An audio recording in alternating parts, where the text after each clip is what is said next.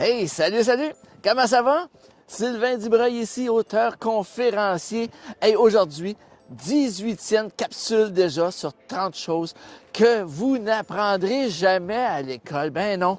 Hey, la 17e capsule, on a parlé de l'importance du chaînon manquant, d'avoir un but dans la vie. Aujourd'hui, on va parler de plan de match.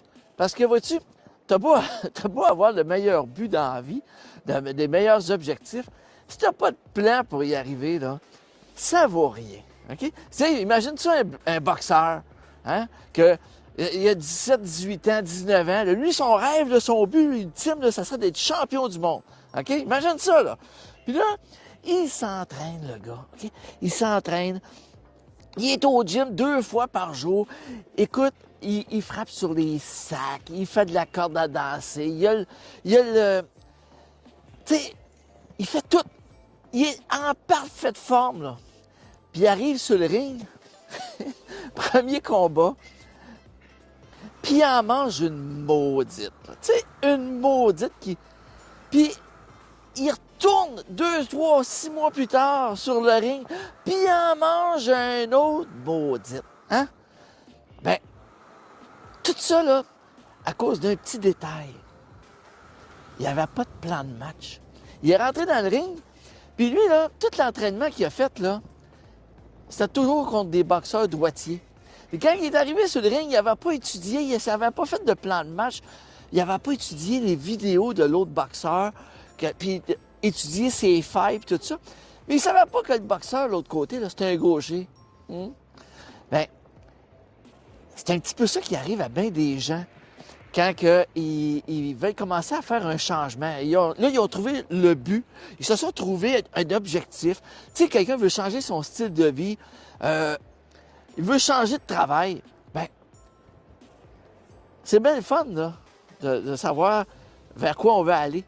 Mais après ça, là, on procède comment? Comment qu'on fait? Bien, c'est là qu'arrive le plan de match. Faut que tu en arrives à un moment donné à dire, OK, je commence par quoi? OK, je suis pas heureux à mon travail, je fais quoi?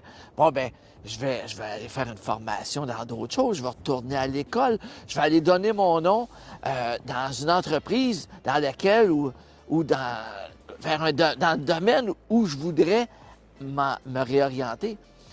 Fait que, tu vois, juste d'avoir ce plan de match-là, puis d'établir un peu un échéancier, semaine après semaine, puis où je vais être rendu dans quelques mois, puis tout ça, bien, à un moment donné, là, en faisant ça, étape par étape, comme ça, puis ça paraît bien moins gros, puis ça fait en sorte que tu es capable d'évaluer t'es rendu où dans ton cheminement, parce que tu suis les étapes de ton plan de match, puis tu sais exactement si tu es en retard, si tu es en avance, si ça va bien, si ça va pas bien.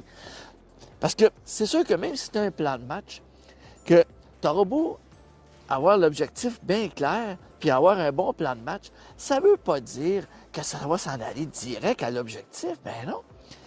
Tu vas en avoir des petites courbes. Ça se peut que ça aille pas comme tu veux, à la vitesse que tu veux. Ça se peut des fois même que ça régresse. C'est pas grave. C'est pas grave. Le but, c'est de toujours être en action, puis de progresser. Puis à un moment donné, si tu lâches pas le morceau, bien, ça se pourrait bien gros que tu finisses par aboutir au style de vie, au nouvel emploi, ou peu importe l'objectif que tu t'es fixé, bien, tu vas finir par aboutir puis réussir. Fait qu'aujourd'hui, 18e capsule, l'importance d'avoir un bon plan de match avec des échéanciers, puis tranquillement, pas vite, tu vas accéder où tu veux. Hey, les fois, la vie, hein? Non, mais c'est-tu assez simple, hein? Fait que je te laisse là-dessus. T'as aimé la vidéo? Tu peux la partager. Puis si ça te tente, tu peux t'inscrire sur notre page YouTube Liberté d'Atsar. Puis tu peux aller voir aussi sylvaindubreuil.com si ça te dit de me suivre. Et puis, on se redonne rendez-vous à la prochaine capsule. Je pense que celle-là, on va parler d'action. Bye.